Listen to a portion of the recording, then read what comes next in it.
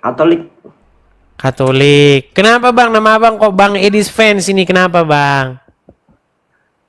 Ngefans nama abang bang. Ngefans. Kita ngefansnya sama Tuhan Yesus saja bang. Jangan sama saya. Kalau Tuhan Yesus tuh percaya bukan ngefans. Oke lah. Abang mau menyampaikan apa bang? Itu loh bang, mau tanya bang Apa itu? tentang penyalipan di Bible kok beda sama di Quran. Penyalipan di Bible, di Alkitab beda dengan di Quran. Ya karena yang satunya berasal dari saksi mata, catatan peristiwa sejarah. Yang satunya ya berdasarkan, nanti kalau saya ngomong nanti dibilang penistaan agama sih bang. Intinya beda. Nah, perbedaan tersebut itu seharusnya memicu kita untuk meneliti, memeriksanya secara seksama. Kenapa dikatakan di dalam Al-Quran itu sesuatu yang tidak benar? Karena yang diceritakan di dalam Al-Quran tersebut itu membuat orang Islam sendiri bingung. Katanya begini, di dalam Quran surat Al-Maidah ayat 157 dikatakan, Inna qatalnal masih, sesungguhnya kami telah membunuh Isa al-Masih. Pertama itu dibuka dengan kata-kata wa qaulihim, dan karena ucapan mereka, sesungguhnya kami telah membunuh Isa al-Masih putra Maryam. Inna qatalnal masih Isa ibnu Maryam. Lalu dijawab, wa ma qataluhu wa ma salabuhu walakin syubbiha lahum. Padahal mereka tidak membunuhnya dan mereka juga tidak menyalibnya, melainkan yang diserupakan bagi mereka. Nah, kata-kata melainkan yang diserupakan bagi mereka ini kata-kata yang tentu saja tidak memuaskan banyak pihak. Oke, tidak disalibkan. Oke, mereka tidak membunuh. Lalu bagaimana cerita yang sebenarnya? Dijawab oleh Al-Quran, yang diserupakan. Maksudnya bagaimana? Ya maksudnya yang disalib itu adalah yang diserupakan. Diserupakan bagaimana? Ini menimbulkan multi tafsir di antara orang-orang Islam sendiri. Ada yang mengatakan bahwasanya yang disalib itu adalah orang yang mirip dengan Isa. Ada orang mukanya dirubah jadi mukanya Isa, entah operasi plastik di mana saya nggak tahu.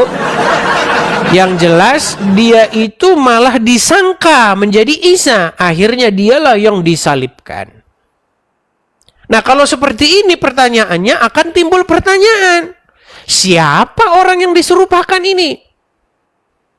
Maka muncullah spekulasi-spekulasi. Oh, yang diserupakan tuh Yudas Iskariot. Oh, yang diserupakan tuh Simon dari Kirene. Oh, yang diserupakan itu adalah muridnya Yesus Isa sendiri yang rela dia berkorban. Akhirnya nggak jelas. Gitu. Lalu versinya Zakir Naik beda lagi. Versinya Zakir Naik yang disalib itu benar-benar Isa, tetapi diserupakan Isa itu seolah-olah dia mati, padahal tidak mati. Seolah-olah dia lihat itu Isa, padahal bukan Isa. Ini kan bingung, akhirnya bingung sendiri. Dilihat Isa, tapi bukan Isa. Ini bagaimana? Itu akhirnya menimbulkan tafsir-tafsir di antara mereka. Makanya bagaimana mereka mau mengatakan sesuatu itu tidak benar sementara dirinya sendiri nggak jelas. Yang ragu-ragu itu bukan orang Kristen. Sesungguhnya mereka ragu-ragu tentang siapa yang disalibkan. Bukan ragu. Yang ragu-ragu itu ya orang Islam sendiri. Coba tanya sama orang Islam, siapa yang disalibkan? Mereka bingung, ragu-ragu mereka. Lagi pula kalau itu orang lain yang diserupakan, nanti emaknya nggak nyariin, di mana anak saya kok tiba-tiba hilang?